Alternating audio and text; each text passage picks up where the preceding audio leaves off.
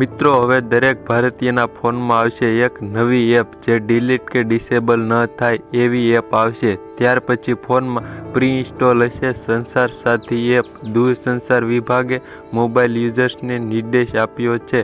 Cyber crime સુરક્ષાને ધ્યાનમાં રાખીને સરકારનો આ નિર્ણય છે।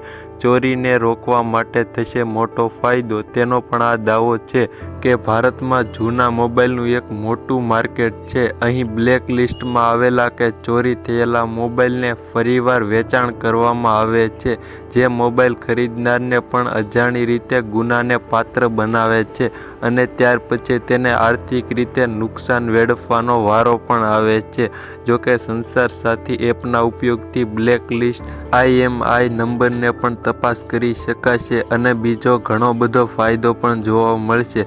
ત્યાર પછી મિત્રો વાત કરીએ આ સંસાર સાથી એપ કઈ રીતે કામ કરશે તો IMEI નંબર અસલી છે કે નકલી તેની તપાસ થઈ શકશે। ત્યાર પછી સંસાર સાથી એપ હવે ઇન્સ્ટોલ જ આવશે। ત્યાર પછી શંકાસ્પદ ફ્રોડ કોલ કે મેસેજનો રિપોર્ટ પણ કરી શકાશે। આ એપના ફાયદાની વાત કરીએ તો તેના ઉપયોગ વડે ખોવાયેલા કે ચોરી થયેલા મોબાઈલના રિપોર્ટ પણ કરી શકાશે। ત્યાર પછી મિત્રો આ એપ ઇન્સ્ટોલ જ આવશે જેને આપણે ડિસેબલ કે ડિલીટ નહીં કરી શકીએ।